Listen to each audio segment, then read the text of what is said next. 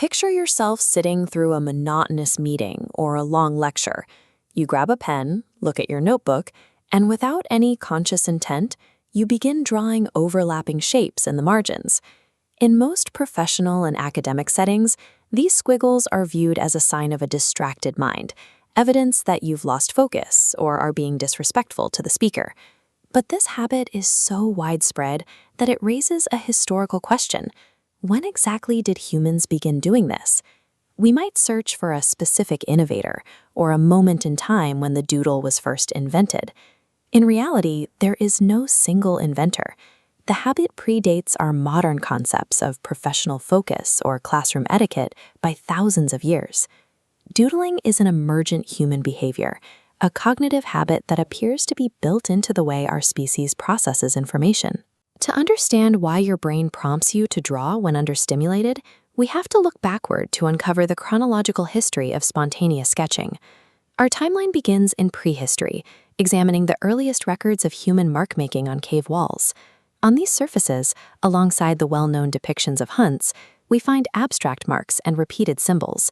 Note the red sunlight shapes and seemingly random lines placed next to the human figures. Archaeologists view these markings as evidence of spontaneous meaning-making, the prehistoric ancestor to the marks we leave in our margins today. Thousands of years later, in the medieval era, monastic scribes spent their lives in the repetitive, grueling labor of copying texts by hand. To maintain their attention during these hours of silence, scribes often added playful sketches to their work. If we look closely at the margins surrounding this Latin text, we can see small, spontaneous faces and figures drawn into the borders. Both the prehistoric hunter and medieval scribe were utilizing the same cognitive strategy. Spontaneous drawing serves as a constant, cross-cultural method for the brain to maintain its internal state during understimulating tasks. During the Renaissance, Leonardo da Vinci provided the most extensive historical case study for the evolution of the margin sketch. His notebooks are chaotic, filled with scattered ink drawings of gear systems and pulleys. We can observe his thoughts in motion.